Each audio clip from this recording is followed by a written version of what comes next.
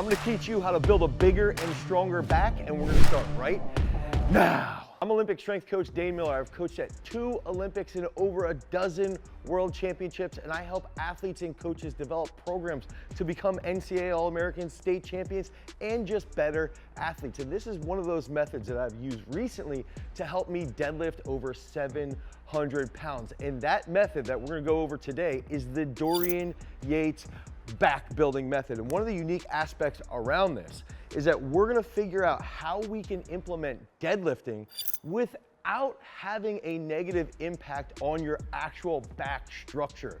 We're gonna implement deadlifting on a consistent basis on an upper body day and on a leg day. And we're gonna provide you with specific examples of what you can do on those specific days so that you can get as swole as possible. Okay, so the first part of this workout, we are going to be using a heavier clean. Now, if you're an individual who doesn't use weightlifting movements, one thing that you could do is you could replace the clean, and this is actually something that we have inside of our strength training at Peak Strength. We have a replacement exercise. So we could replace the clean with, let's say, a trap bar jump, or even a clean pull or a speed deadlift, something like that. Now, this method, after we do cleans, okay, this method is similar to the Pierre Waugh method of the double. This is something I learned from Charles Poliquin. I don't even know if this is actually real, but I know Pierre Waugh was George St. Pierre's strength coach. He helped him, and oftentimes he trained a lot of weightlifters. So if they had someone struggling with like a snatch, they would do a snatch in the beginning of the workout and then a snatch at the end. In this case, we're doing a form of this, but the Dorian Yates method would be,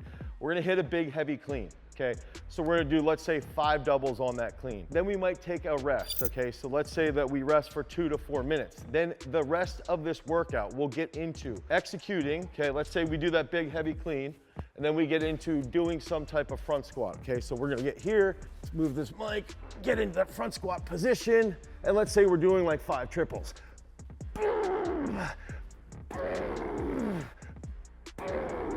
Gosh, that's heavy. So you do 5 sets of 3 on front squats, but you're gonna superset that with some type of ab exercise. So we'll get here, like a hanging knee raise. Oh, we'll do like a set of 17. I'm not gonna do all of them though.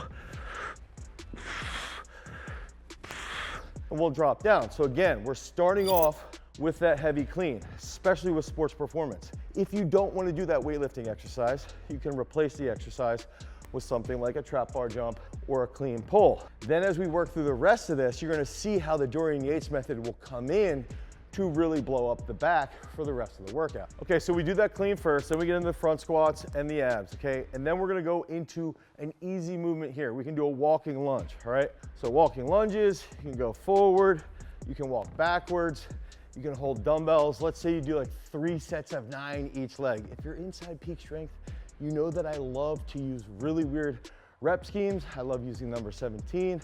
I love really doing a lot of time under tension. Now, where the Dorian Yates method comes into play here on the leg day is that we're gonna finish off this workout with a deadlift. And the big factor here is that when we do deadlift at the end of the workout, we're gonna keep the weight quite a bit lighter. If we did it first, typically we would push that load really, really heavy. But if we're a bodybuilder or an athlete, we might be in a position where we don't want to put our back at risk, okay? So we'll do the deadlift at the end when we're already fatigued, and we'll stay very, very light, and we'll just focus on a specific movement pattern with that deadlift, which I'm going to point out here. But now after we do those walking lunges, we're going to finish with a reverse hyper here. Okay, so I'm going to get on the reverse hyper. I just realized there's way too much weight here. Oh.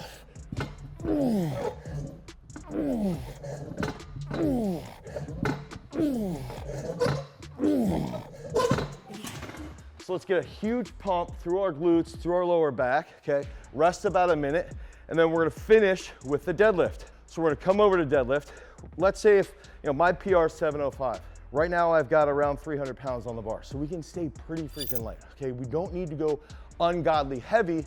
We're just looking at strengthening the back, getting a big pump there, and then continuing to strengthen that posterior chain with the Dorian Yates method. So we'd finish that off here. Oh, a little knee flexion, but don't touch the ground, okay? Here.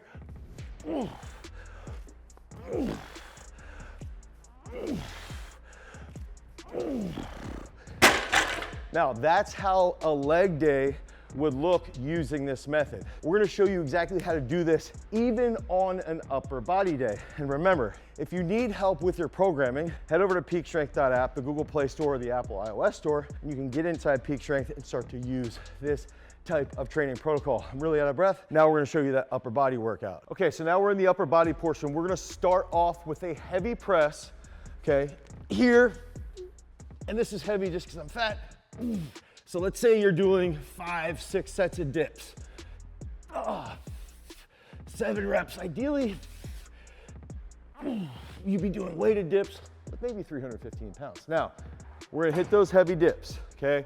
Let's rest about a minute to a minute and a half. You need that rest timer, which is why you're inside Peak Strength and you're using that specific program to help you get as swole as possible with your back. After you hit these heavy dips, you're gonna come over, you hit heavy pull-ups. Remember, the goal here is that we're trying to strengthen our back and get our back as swole as possible, okay? And the Yates method is gonna come in at the end here. So here,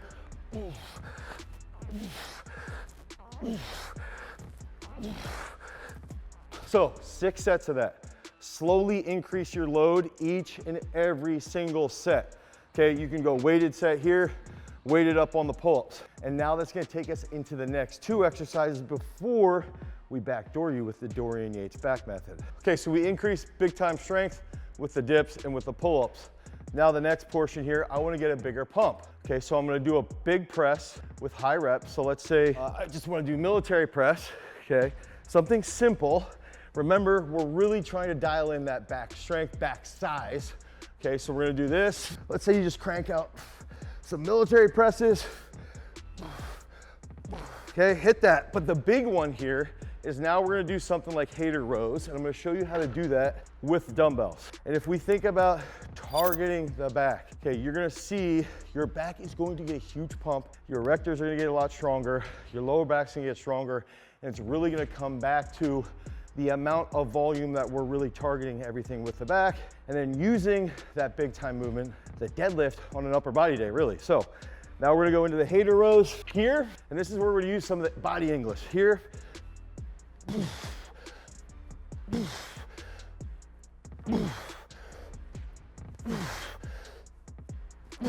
Now, when we do the hater rows, I think let your lat lengthen here, and then get a little English on the way back up. Squeeze at the top, but then lengthen on the way down, squeeze back at the top. Now, we did the pump here with the military. We did the hater rows, let's say 4 to 5 sets. That's gonna take us into the final part of this upper body workout to get your back as big as possible. Okay, so the final aspect here, this is the upper body day, and I wanna point this out as far as programming is concerned. I would not do a Yates method for your back on a leg day and then follow that on an upper body day back to back. I would do that like program 1, so 4 weeks. Let's say you're in the exposure phase inside Peak Strength. You'd see the Yates method is on day 1, and then we will not use that until the comprehension phase on the upper body day. So it's like a little bit of programming discussion, I think, just to make sure your back is not totally slaughtered. So we'll get set here. I wanna do seated row. Lengthen my lats as much as possible here, and then come in, okay?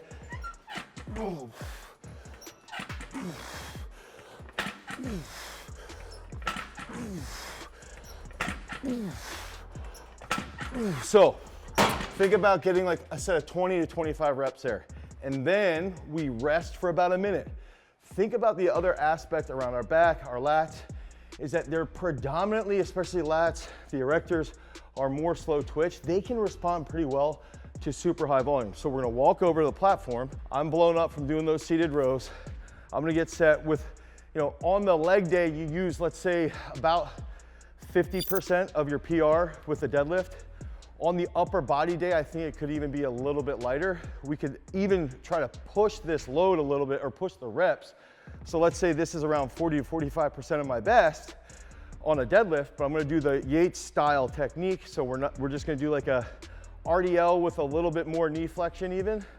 And that's gonna try and focus on targeting the lats here more and feeling that in the erectors as we get down to the bottom around mid shin. Okay, and we can do this for pretty high reps because we're doing this at the end of the workout. So it's using a complex compound movement at the end of the workout. So we'll get set. Oh, here.